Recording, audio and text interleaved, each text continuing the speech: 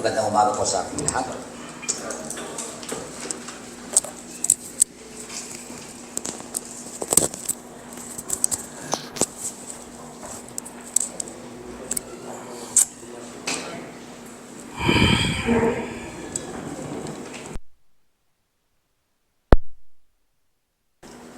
Marahil sa ating lahat, marami sa atin ang mga meron tayong kakilala na kasama natin o kapitbahay natin na nakilala natin simula nang sila'y bata pang maliit. Alam ko itong karanasan na ito, lahat kayo, meron kahit isa na nakilala sa buhay ninyo na isang kaibigan o kapitbahay o kapatid na nakita niyo yung kanyang paglaki simula maliit. Isang responsableng bata, mabait, masunurin sa magulang, lumaki, very responsible, nakatapos ng pag-aaral, nagkaroon ng magandang trabaho, maganda at matulungin sa kanyang mga magulang, magandang lalaki, syempre. Pero minsan, nabalitaan natin, bigla nating nabalitaan, nag-asawa siya ng may edad na 3 anak. Hindi ba kayo nagugulat?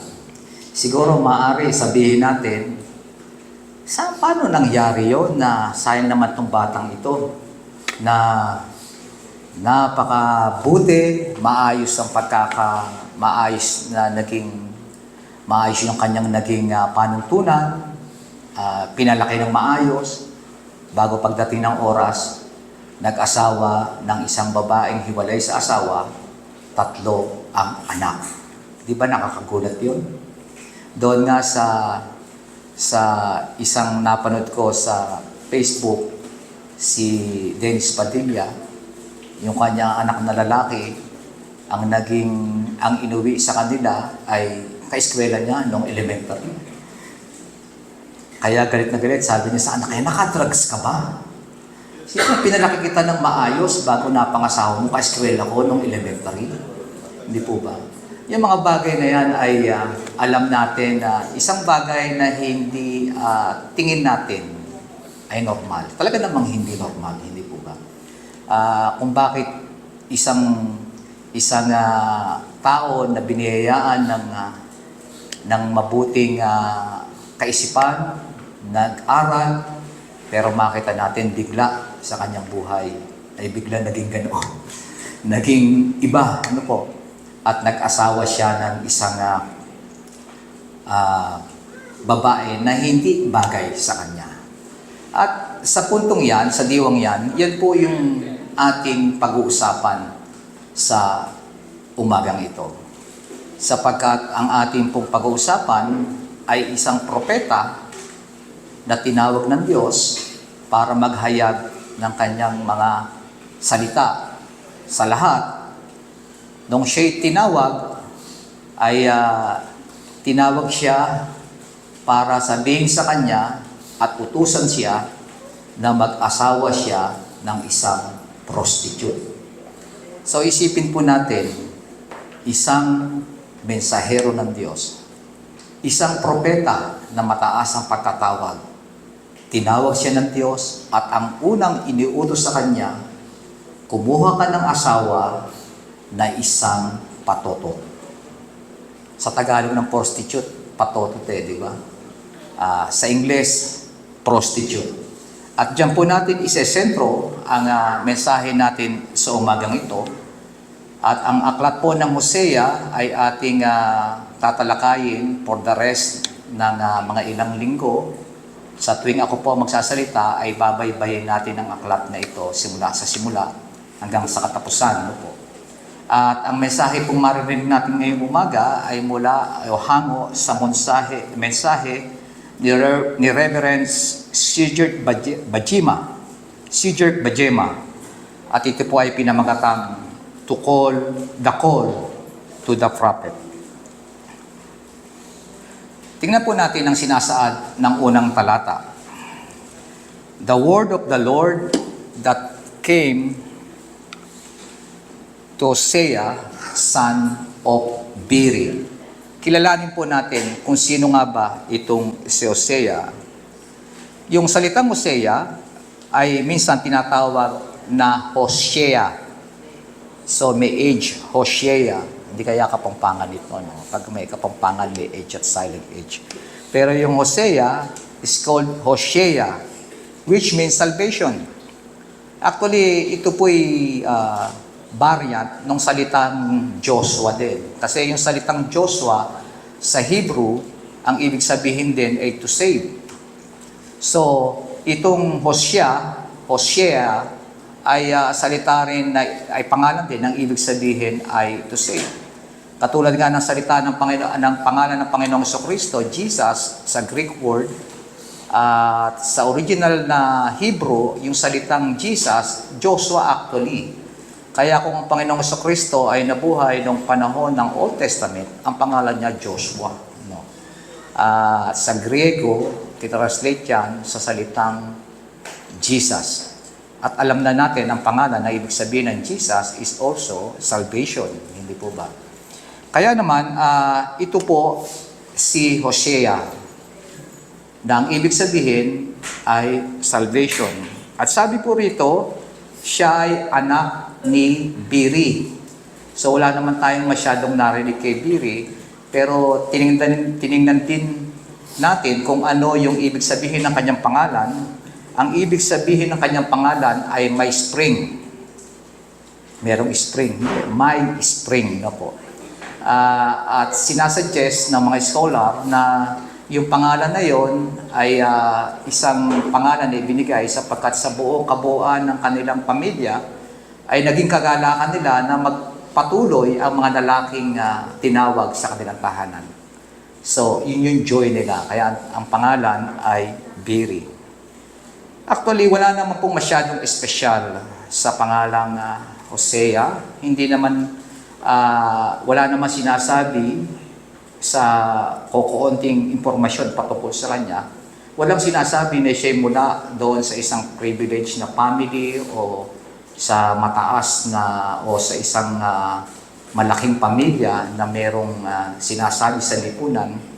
Ang isang sinasabi at sigurado po tayong naiintindihan natin ngayon na salita ang si Hosea ay isang propeta na ipinanganak at nagmula sa Northern Kingdom. Kaya who is Hosea? Hosea is called to be a prophet of the Lord God Most High. At sa unang aspeto ng ating pag-uusapan ngayong umaga, tinawag pa talagang propeta si Hosea. Of course, it's clear Hosea is a prophet. Bago po natin talakayin ang aspetong yan, gusto ko muna po nating bigyan daan. Bigyan natin ng background. Ang panahon na kung saan si Hosea ay tinawag bilang isang propeta. Alam natin, balikan natin ang ating Sunday School noong nakaraang taon. Alam natin na mayroong dalawang kingdom, ang Israel. Hindi po ba? Nag-split sapagkat dati isang buong kaharian lamang yan noong panahon ni Haring David at naging isang mayaman at makapangyarihang bansa sa panahon ni Haring Solomon. At doon din sa panahon ni Haring Solomon, sa mga huling araw ng kanyang pagiging hari ng Israel, doon nagsimula maghiwalay. No po? Sapagkat alam nating lahat na si Haring Solomon ay nakompromiso. No po? Dahil kilala natin si Haring Solomon, ay nag-asawa siya ng pagkarami-rami at iba-ibang nasyon.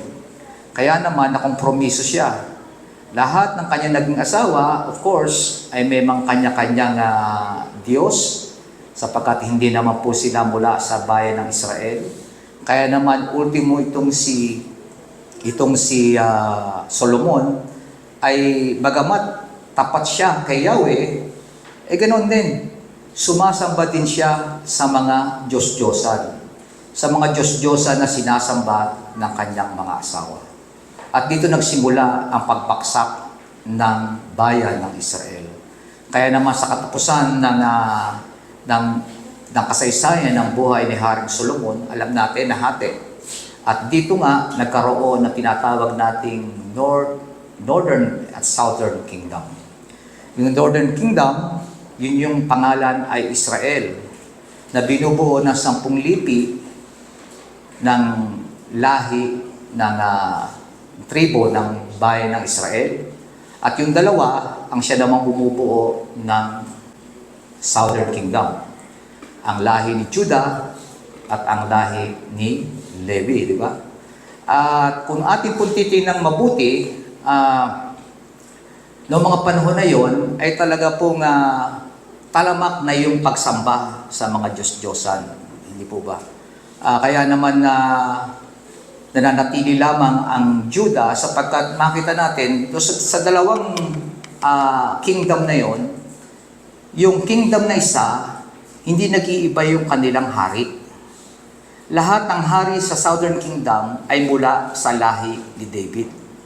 Ang pagkakaiba sa lahi sa Northern Kingdom, ang mga naglalabang hari rito, maraming pamilya yung humahawak ng trono. Kumbaga, kung nanonood kayo ng Game of Thrones, ang daming pamilya na naglalaban-laban sa throne, sapagkat 10 lipi nga yun nandoon. Pero ang isa nating masasabi, itong Southern Kingdom, sa Jerusalem, na kung saan itinayo yung temple, ginagawa yung temple worship, meron lamang isang hari na pinagmumula ng lahat ng hari.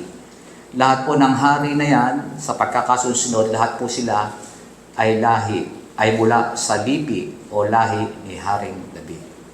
Kaya naman, kung ating titingnan yung setting ng istorya na kung saan si Hosea ay tinawag ng Panginoon, yun ang panahon na kung saan ang Israel ay namumuro na sa Diyos, no po, sa kanilang patuloy na pagsamba sa mga Diyos-Diyosan.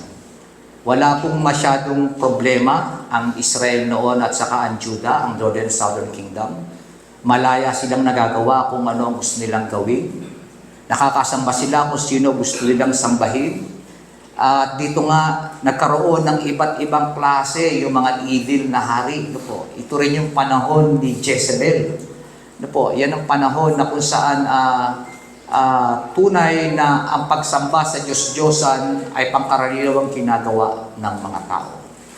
At alam natin, ang Diyos ay muhing-muhi sa ganitong kalalagayan ng Israel. Kaya naman, si Hosea ay isang propeta na itinawag sa panahon ng marami pang ibang mga propeta. Siya ay tinawag sa era ni Jonah and Amos of the North. Makita natin ng panahon na yon, inabot niya yung napropeta si Amos at saka si Jonah sa Israel, sa Northern Kingdom. At sa Southern Kingdom naman ay panahon na kung saan propeta rin, nagpapahayag din ng salita ng Diyos, si Micah at si Isaiah. So makita natin, no po, nagkulumpun sila 5 propeta sa isang era. Ibig sabihin, napakaraming nag-share o nagbibigay ng mensahe na salita ng Diyos sa bayan ng Israel. Ang warning kabi-kabila, no po, na magkakaroon ng paghatol ang Diyos sa bayan ng Israel. At alam natin na nangyari, hindi ba? Hindi nagtagal. Yung Northern Kingdom, naunang bumaksak. Sila ay kinupkom ng mga taga-Assyria, hindi po ba? Dahil sa parusa sa kanila ni Yahweh, at di rin kalaunan, bumaksak din itong bayan ng Southern Kingdom, itong Judah. At sila naman ay kinupkom ng mga taga-Babylon. Ano po? At nakita natin yung galit ng Diyos, yun yung parusa sa kanila. Nawalan sila ng pagkakilanlan. At sila ay kinupko ng ibang lahi bilang parusa sa ginagawa nilang pagtalikod kay Yahweh at pagsamba sa lahat ng Diyos-Diyosan. Sa unang talata, mababasa natin na ang propeta Hosea ay tinawag din sa panahon ng maraming mga hari.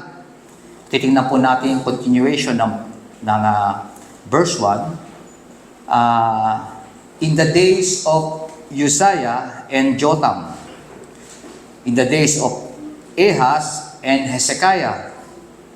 Kung mapapansin natin, apat na hari sa 5 hari, apat yung kanyang pinangalanan, doon lahat yung apat na yon sa Southern Kingdom, no po, na taga-Judah. Si Uzziah, si Jotham, si Ahaz, at si Hezekiah. Pero may isa siyang tinawag. Meron siyang tinawag na pangalan dito sa Northern Kingdom, at iyon ay si Jeroboam, na anak ni Joash. At kung titingnan po natin dito, apat yung tinawag na taga Southern Kingdom, isa lang yung taga Northern Kingdom. Pero ng mga panahon na yon, makikita natin sa history, kahit hindi binanggit dito, mas marami talaga yung hari sa Northern Kingdom. So ibig sabihin, kung titingnan natin, outnumbered sila. Mas maraming palit-palit yung Northern Kingdom kesa sa Southern Kingdom. At alam natin nung panahon na yon, si Jezebel ay nandoon sa lugar na yon. Yung Northern Kingdom ay talagang evil sa mata ng Diyos. Wala po silang ginawa. They completely turned their ways from the ways of God. Talagang iniwanan nila ang Panginoon. Hindi sila sumusunod sa Diyos. Pero hindi po natin pwedeng sabihin, maging iyong Southern Kingdom, bagamat ganoon, ay hindi rin kompletong malinis ang kanilang pangalan. Ano po? Sapagkat kung titingnan po natin ang panahon ni Uzziah at ni Jotham na binanggit po dito, bagamat sila ay sumusunod sa Diyos, pero hindi naman hinahayaan din nila sa kanilang nasasakupan yung pagsamba sa mga Diyos-Diyosan. So, masasabi natin na sila ay hindi lubos, hindi complete na sumasamba kay Yahweh, bagamat gumagawa sila ng mga bagay para kay Yahweh, pero hinahayaan din nila manaig o mangyari yung lahat ng evil sa kanilang nasasakupan, sapagkat hindi nila sinasaway yung pagsamba sa mga high places na tinatawag po ng panahon na yun. Makita natin, sumunod sa kanila si Ahaz, o kung sa Tagalog, Ahaz. Ano pa ang ating makikita dyan kay Ahaz, di ba? Si Ahaz, mabuti pa yung dalawa, sumusunod kahit paano. Itong si Ahaz talagang hindi sumusunod sa Diyos. At ang sumusunod lamang talaga sa ways, sa mga paraan ng Diyos, sa kanyang pamamaraan, ay walang iba kundi sumunod. Sino? Si Hezekiah. Si Hezekiah ay faithful sa Diyos. Paano niyang ginawa? Sumusunod siya sa Diyos. Ano ginawa niya nung siya naging hari? Lahat ng high places doon sa kanyang kaharian, ipinagiba niya lahat.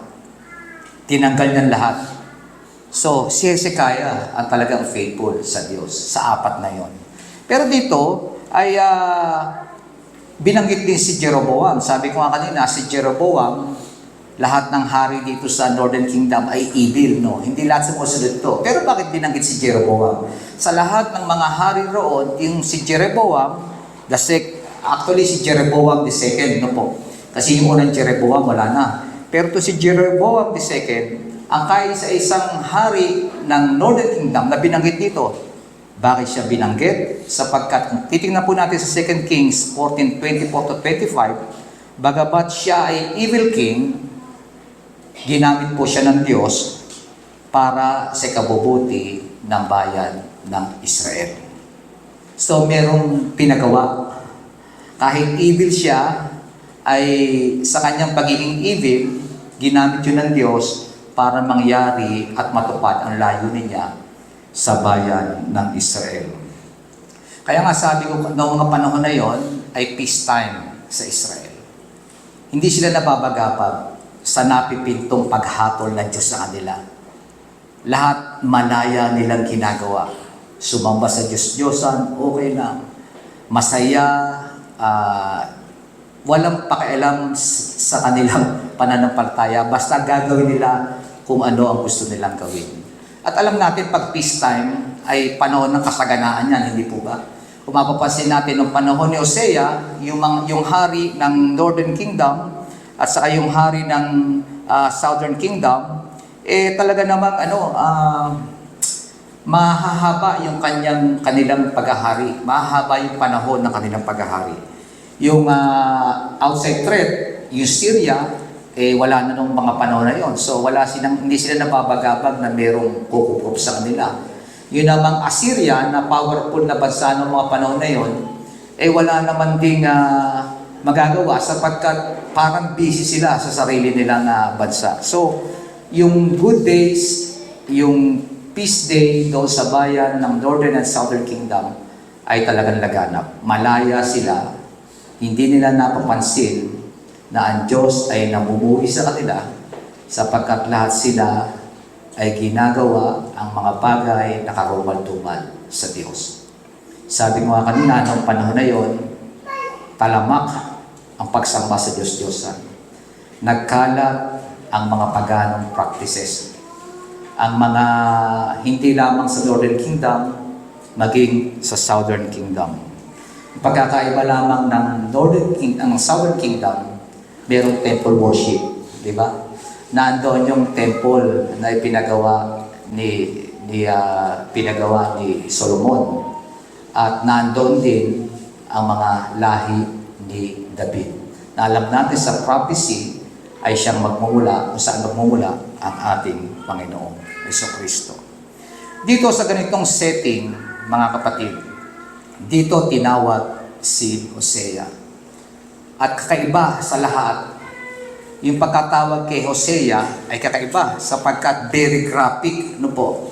Sa kanya, hindi lamang i-preach yung salita ng Diyos, yung mensahe ng Panginoon para sa Israel, kung hindi, ipinakita mismo sa buhay ni Hosea sa pinagawa ng Diyos sa kanya.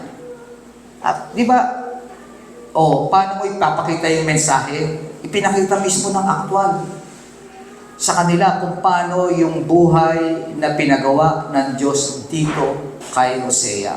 So, hindi lamang kanyang ipinoproclaim yung galit ng Diyos, yung nagbabantang judgment sa kanila, kung hindi isinabuhay.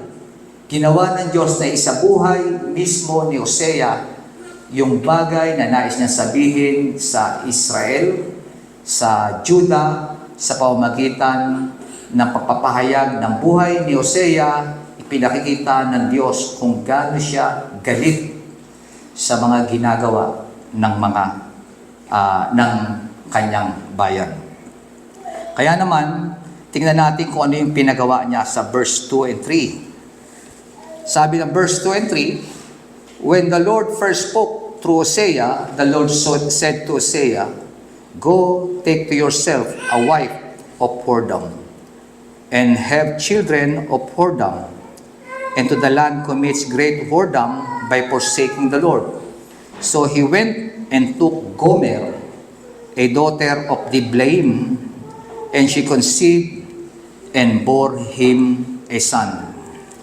Alam natin lahat, mga kapatid, sa panahon ng Deuteronomy, merong sinumpaan ang bayan ng Israel at saka si Yahweh. Tama po ba? Yung tipad kasi ni Yahweh sa kanyang bayang Israel ay parang kasal. Parang kasal na ang kanilang sumpaan ay magiging faithful sila sa isa't isa. Tama po ba? Kaya dito natin maintindihan kung paano yung relasyon na meron ang Diyos sa Israel, kung paano siya kaseryoso sa kanyang relasyon sa kanila. Kaya nga po kung titingnan natin Deuteronomy 6 hanggang 4 to 5, Hear, O Israel, the Lord our God, the Lord is one.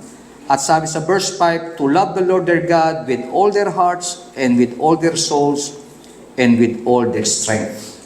Yun yung sumpaan nila bilang isa, ang Diyos at ang kanyang bayang Israel. Pero sa mga pangyayaring ito, nakikita natin na itong bayan ng Israel ay taksil sa Diyos. Kaya naman para ipakita sa kanila ang kanilang pagtataksil, ito ang pinagawa niya kay Hosea. Ano ang ginawa ni Hosea? Si Hosea ay tinawag para pakasalan ang isang prostitute. Ito po yung ating second aspect. Hosea is called to marry a prostitute. Tama po ang ating pagkadinig. Ang Diyos nag-uutos, mag-asawa ka, ng isang prostitute. Ang Diyos mismo nagutos na kay Hosea. Mag-asawa ka ng isang prostitute. Bakit na lang sinabi mag-asawa ka ng isang Christian?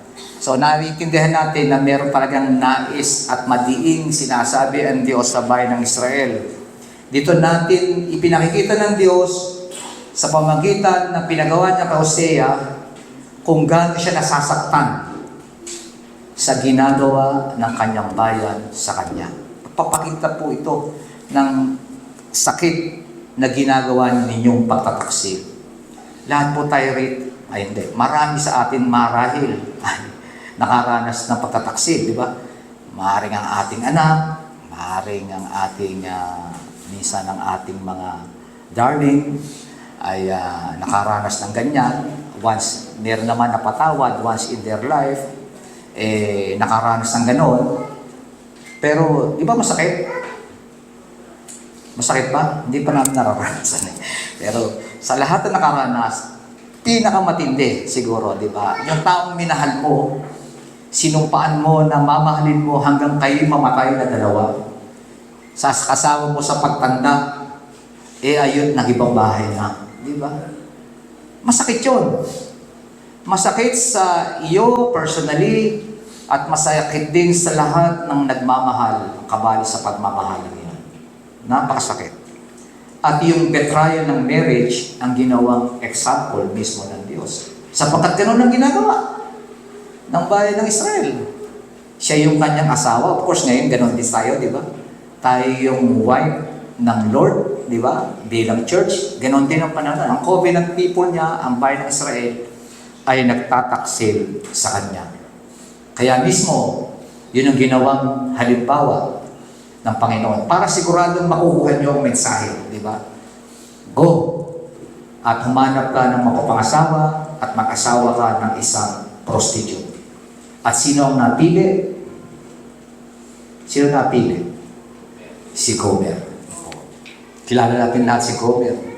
Marami sa atin nagkakala na si Gomer ay isang street na prostitute. Kasi pag sinabi natin prostitute, isa lang nasa ating isipan, hindi po ba? Yung nandoon sa kalye, na pag-alagala ko, nakapula, babago, makapalang make-up, na titigilan ng sasakyan, pick-up girl.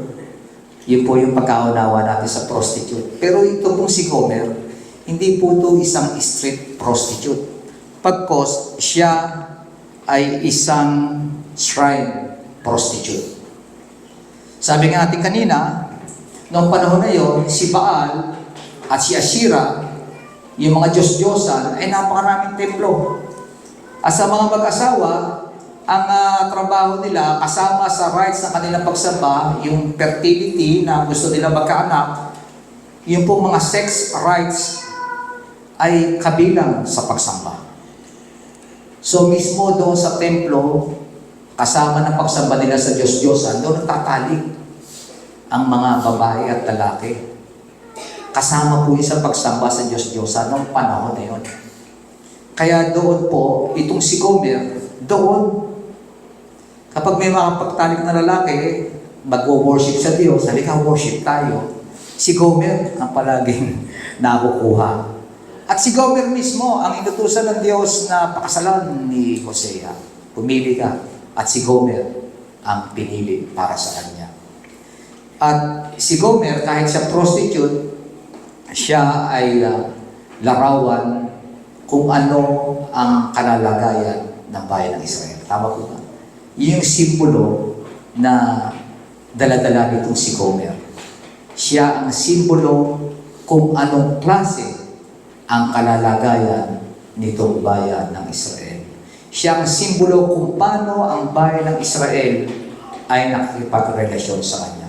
At nung sila ay naging mag-asawa, pinakasalan siya, ano sabi? Nagkaroon sila ng mga anak. At ito po ang ating third aspect. God's judgment is revealed through children's name. Nagkaroon siya ng anak, ilan? Ilan ang anak? 3. Akala ko tulog na kayo nakikinig pa pala kayo. 3 anak. Ang unang pangalan ay Jezreel. Alam niyo sa Bible ay malimit ginagamit at binibigyan ng emphasis yung mga pangalan, di ba? Kapag ang Diyos ay may gustong gawin, yung mga mahalagang mensahe niya, yung karakter niya sa Bible, palagi ginagamit niya yung pangalan. Ginagamit niya yung pangalan minsan sa pagsagot niya sa mga matitinding panalangin. Sino yung binigyan ng pangalan dahil sinagot ng Diyos yung kanyang matinding panalangin? Sino? Hindi ba si Samuel? Di ba? Si Samuel ay pinangananan bunga ng kanyang matinding pananalangin ni Hannah. Di ba? Pangalawa, meron din pinapalitan yung pangalan. Katulad ni Joshua. Si Jacob pala ay pinalitan ng pangalang Israel. Because Jacob struggled and overcame. Di ba? Yun ang ibig sabihin. Kaya yung pangalan niya ay Jacob, naging Israel. At mismo, yung message ng pangalan, Panginoong Kristo, because yung Jesus, ibig sabihin salvation. At meron din naman mga pangalan na ang kahulugan ay judgment. Natatandaan niyo yung salitang ikabod? Ikabod? Ano ibig sabihin ng ikabod? Di ba doon sa Samuel, noong pinabayaan ng Diyos na manakaw yung kabanatipan, di ba? Inalis yung kabanatipan sa bayan ng Israel. Ano ibig sabihin ng salitang ikabod? Which means, the glory has departed from Israel. Di ba? At doon ibinigay yung pangalang ikabod. At ganoon din po, itong pangalan ng mga anak ni Hosea ay katulad kung paano nagbibigay ng pangalan doon sa mga nauna sa kanya. At ang unang pangalan, ito po ang panganay ni Hosea, na isang propeta ng Panginoon. Ang kanyang pangalan ay Jezreel. Sino ba? May kilala pa kayong pangalan, Jezreel? Si Jez, no? Si Jez. Anak ni Koyamani, si Jezreel. Pero alam niyo pa, yung Jezreel ay hindi pangalan ng tao, kung hindi pangalan ng lugar. Okay? Para ipakita ng Diyos sa kanila kung ano yung klase ng kanyang galit sa kanila at kung ano yung kanyang ginawa. Ang ipinangalan sa panganay na anak ni Hosea kay Gomer ay pangalang Jezreel. Sabi ko kanila, binigyan ng hindi pangalan ng tao kung hindi pangalan ng lugar. At again, balik ulit tayo sa pag-aaral natin sa Old Testament. Yung Jezreel ay lugar na dati ay isang glorious na lugar noong panahon ng Judges. Bakit? Noong panahon ng Judges, sa lugar na yon, sa Valley of Jezreel, kilala natin, di ba, si Gideon at yung kanyang 300 na sundalo, nagwagi ng kanilang mighty war. Doon, yung kanilang mighty victory, yung 300 lamang na warriors ni Gideon ay tinalo ang isang katerbang sundalo ng mga kaaway. At yun ay nangyari sa Valley of Jezreel. And then pagkatapos doon, wala nang magandang nangyari sa bayan ng Jezreel. Sapagkat simula noon, pagkatapos noon, naging inglorious na ito. Naging pangalan ng Jezreel ay naging isang sumpa, mga kapatid. Sapagkat napakarami ng violence na nangyari rito. So, of course, natatandaan natin yung vineyard ni Nabot. Tama po ba? Si Nabot ay may vineyard na nagustuhan nitong si King Ahab. Natatandaan yung kwento niyan. Tama po ba? At yung kanyang vineyard, kinuha, pinag-interesan nitong si King Ahab na ang naging nangyari, pinatay niya si Nabot para makampam yung kanyang vineyard. So, ito rin lugar na to kung saan si Jehu minasakit naman yung house itong si Ahab. Walang itinara kahit isa sa lugar din yan sa Valley of Jezreel. At pagkatapos, noong si Jezebel ay pinatay, ipinakain sa mga aso, saan siya tinapon? Sa Valley pa rin. ng Jezreel. So, pag tinignan natin yung bahay ng Jezreel, talagang ito po ay may sumpa. At sa pinakapanghuli, sa bali ring ito, ang Israel ay pinagpapatay ng mga Assyrians. Dito po nangyari, nung kinugkob ng Assyrian ang bayan ng Israel, marami ang pinatay sa baling ito. At alam natin, nagwagi ang mga taga-Assyria at yung mga natitirang Israelita, dinala nila sa kanilang bayan, kinugkob, pero lahat doon tumanak ang dugo sa bali o Jezreel. Kaya naman ang baling ito ay isang sumpa.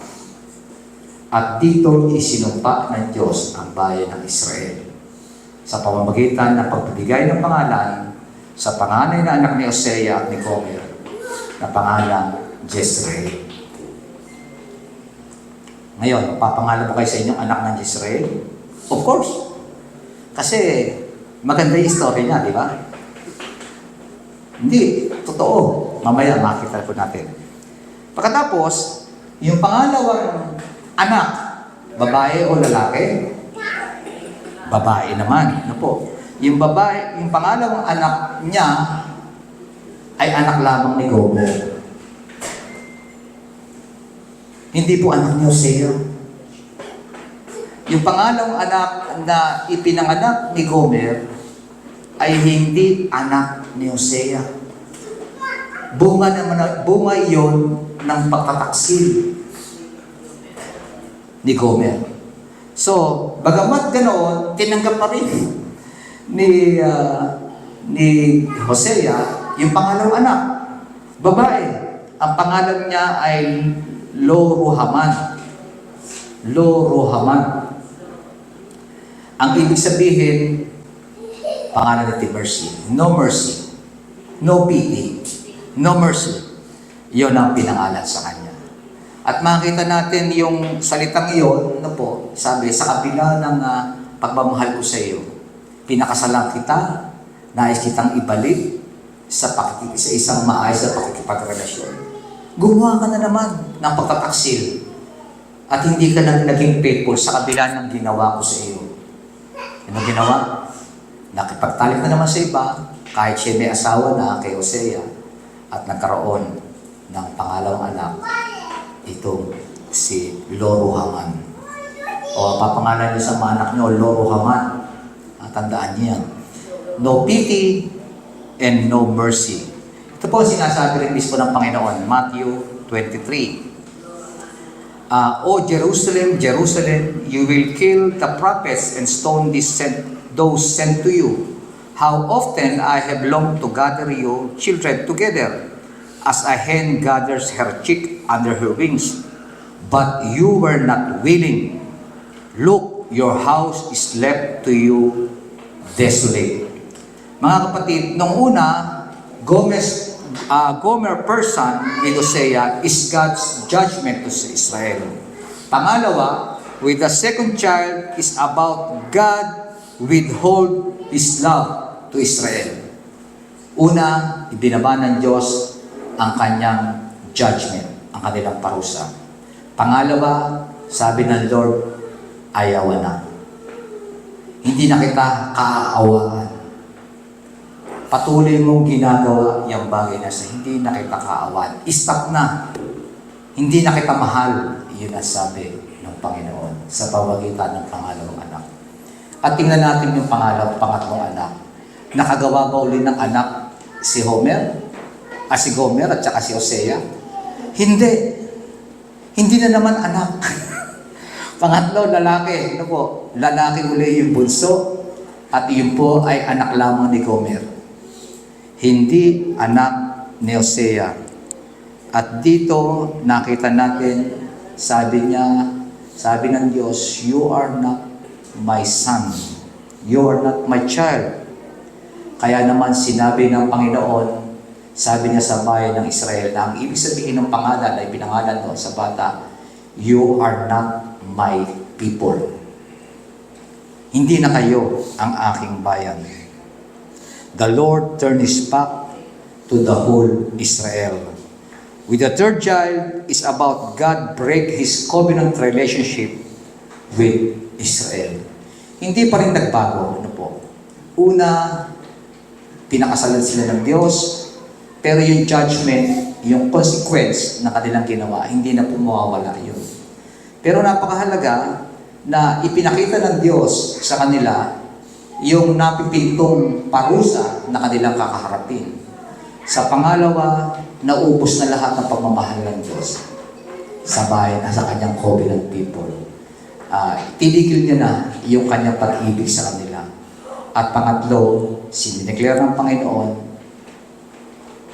I will break that relationship between Israel and sa Panginoon, kaya you are not my people. Palagi sinasabi ng Panginoon dati, di ba? I am your God, you are my people. Yun yung kanilang tipan, di ba? Sa bayan ng Israel. Pero dito po, sinabi ng Panginoon, tahasan sa pamamagitan ng pangatlong anak ni Hosea at ni Gomer, dineclare ng Panginoon, tapos na. Hindi na kayo ang aking bayan. At iyon ang sinabi ng Panginoon. To announce you are not my people is the death of them. Pag sinabi ng Diyos, hindi kayo ang aking bayan, ang ibig sabihin noon ay kamatayan para sa kanila. Both physically and spiritually. Kaya nga, nakita natin pagkatapos noon, wala na. Kinugkog na sila ng Assyria, kinugkog na sila ng Babylon, at nakita natin na nangyari sa bayan ng Israel. Nilisan na sila ng Panginoon. Hindi na sila naging matahimik, di ba? Bago magsimula, nakita natin peacetime sa kanila. Hindi na muling nangyari yun sa kanila. Patuloy naging banta sa kanila ang parusa ng Diyos at patuloy nila tinamasa. Pero napakaganda po ng huling verse, 3 verse. At dito po tayo magtatapos. Ang ating pang-apat na aspeto, balikan ko lang po. Ang unang aspeto natin, it is clear Hosea is a prophet. Pangalawa, Hosea is called to marry a prostitute. Pangatlo, God's judgment is revealed through children's name. At pang-apat, yet the promised Messiah will come. Basahin po natin itong pangatlong huling tatlong verse. Sabi dito, yet the number of the children of Israel shall be like the sand of the sea, which cannot be measured or numbered. Kanino po pinangako ng Diyos yan? Diba? Kay Abraham, diba? And in the place, at sa mga patriarchs, and in the place where it was said to them, you are not my people. Ito ang sinabi ng Diyos. Dati, pinangako ng Diyos, gagawin kong kasindami ng bituin sa langit, kasindami ng buhangin sa dagat, ang iyong lahi. Pero sinabi kanina ng Panginoon ng pinanganak, you are not my people. Diba? Pero ngayon, nagbago ang tono ng Diyos. Sabi rito, in the place where it was said to them, saan yung place? Sa Jezreel, you are not my people.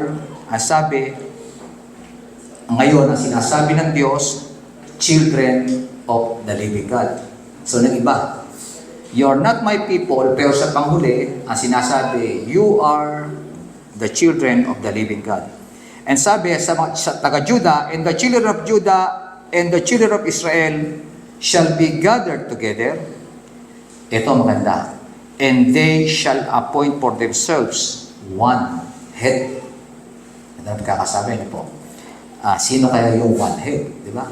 And they shall appoint for themselves one head, and they shall go up from the land, for great shall be the day of Jezreel. Mga kapatid, yung Jezreel, dati, lugar ng curse. Ginawang curse because of the violence na ipinangalan sa anak. Pero niredeem ng Lord. Muli, para sa kanyang bayan. At muli, nirenew ng Panginoon yung kanyang pangako kay Abraham na ang iyong lahi ay gagawin kong kasing dami ng buhangin sa dagat.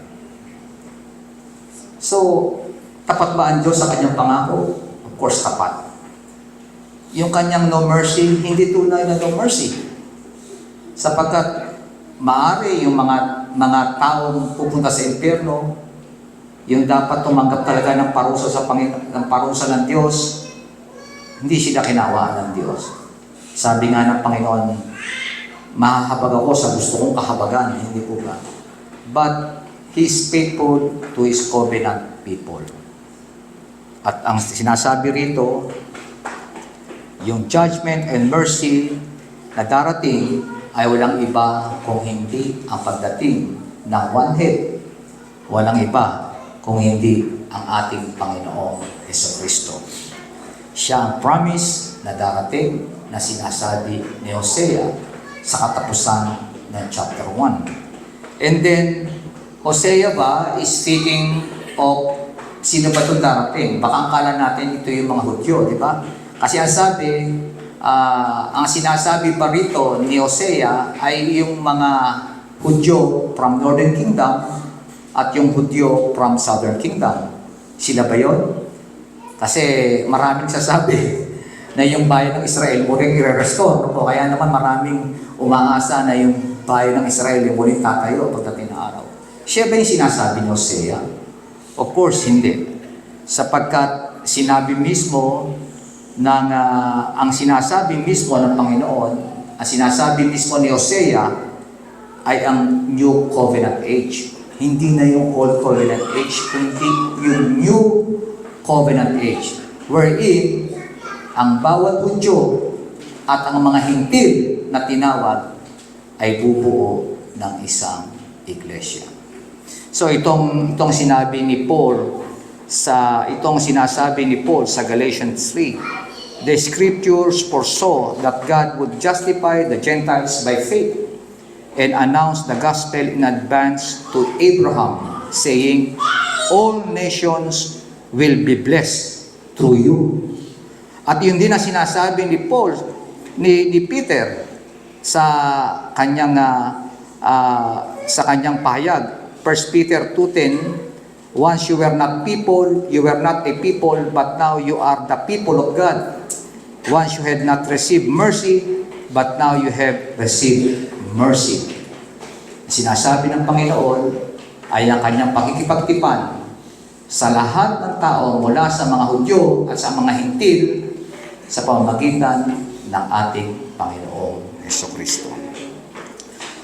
Brothers and sisters, this is the joy we drew from through Jesus to the cross. Ito yung sinabi ni Kephas, no po.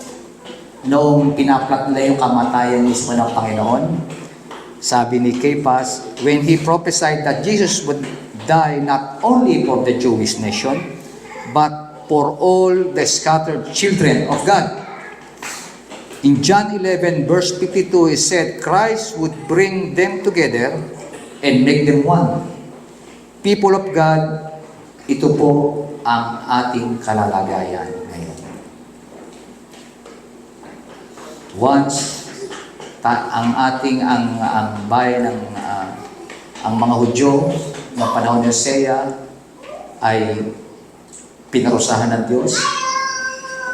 Sinabihan na hindi na kayo aking bayan, hindi na kayo aking mga anak, hindi na kayo aking pamilya, nakikipag-break na ako sa inyo. Pero dito, mga kapatid, nakita natin na ang Panginoon, ang ating Diyos, ay tapat sa kanyang pangako. At dahil sa katapatan ng Panginoon na yan, kanya pinagulog sa atin ang kanyang bugtunganak. Walang iba kundi ang ating Panginoong Jesucristo upang siya na tumanggap ng parusa na para sa atin. Sa parang iyon, tayo maging bahagi ng kanyang bayan. Sa pamamagitan ng Panginoong Jesucristo, muli tayong ni-restore sa ating relasyon sa ating Diyos. Ang Diyos ay napot sa atin, pero sa pamamagitan ng kanyang kamatayan sa krus, ang dating naghiwalay na relasyon ay muling binuo ng Diyos. Siya ang gumawa para sa atin at ginawa niya ito sa pamamagitan ng ating Panginoong Jesucristo. Tayo pong lahat ay manalangin. Salamat po aming Diyos sa mensahe sa buhay ni Hosea na aming inaral sa umagang ito. Salamat po sa patuloy mong pagkakaloob sa amin ng mga katotohanan ito upang sa gayon, Panginoon, maging instrumento ito para po lalo po namin mahalin kayo, amin Diyos, at lalo pong mag-umigting sa amin, sa aming mga pananampalataya, ang iyong kabutihan at patuloy na magbunga ng aming pagnanasa na patuloy na lumapit sa inyo at gayon din kayo lamang ang pag-asa ng aming mga buhay. Salamat po sa iyong mahalagang mensahe sa umagang ito, amin Diyos. Sa pangalan ni Jesus. Amen.